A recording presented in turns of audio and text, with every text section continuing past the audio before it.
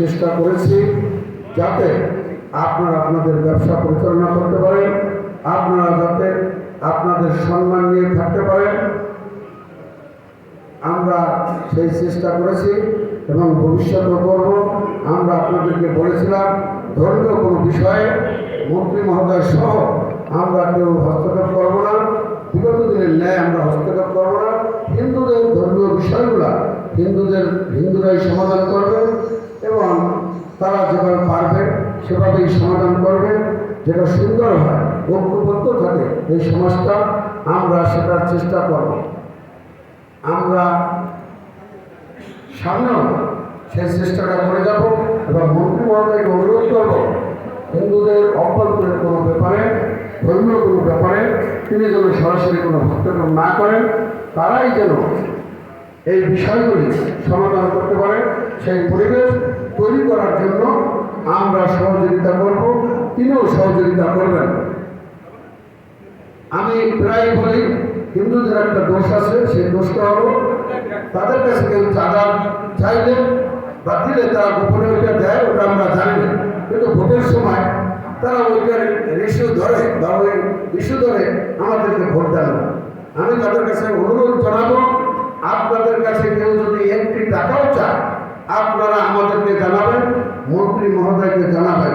না জানালে আমরা কীভাবে এটার সমাধান করব, কীভাবে আমরা এটাকে জানবো যে আপনাদের কাছে তারা চাঁদা চায় বা আপনাদেরকে হুমকি ধমকি দেয়, যেই কারণে হাসান মাহমুদ সাহেব আপনাদের ভোট পায় নাই, ওই কারণটা যেন আমাদের ক্ষেত্রে না হয়, সেই কারণে যেন আমরা ভবিষ্যতে আপনাদের যে প্রতিশ্রুতি দিয়েছি বা আপনাদের সামনে গিয়ে আমরা যেন লজ্জায় না পড়ি, সেই কারণেই আপনাদের দায়িত্ব আমাদেরকে তথ্য দিয়ে সহযোগিতা করা যে অমুকে এইটা করতেছে, অমুক এইটা চাইতেছে।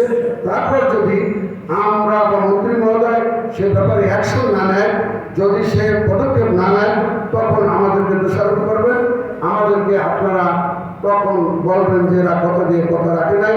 কিন্তু গোপনে আপনারা কিছু করবেন না, আপনারা নির্ভয় থাকবেন। আপনারা বাংলাদেশের নাগরিক, আমরাও বাংলাদেশের নাগরিক।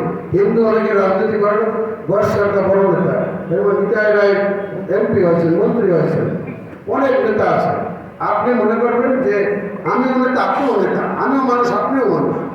আপনারা ওভাবে প্রতিরোধ করবেন এবং আপনারা এই তথ্যগুলো দিয়ে আমাদের সহযোগিতা করবেন। আমরা ভবিষ্যতে আমরা প্রতিশ্রুতি দিয়েছিলাম ব্রিটিশ সহ শিল্পদল সহ আমরা যে 1 মিনিটের জন্য আপনাদেরকে আমরা ছেড়ে যাব না, আমরা সামনেও যাব না। আমরা যারা এখানে মঞ্চে নেতৃবৃন্দ আছি আপনাদেরকে আমরা ছেড়ে যাব না। আবারও কথা দিলাম, সময় সংক্ষিপ্ত, তাই বেশি কিছু বললাম না।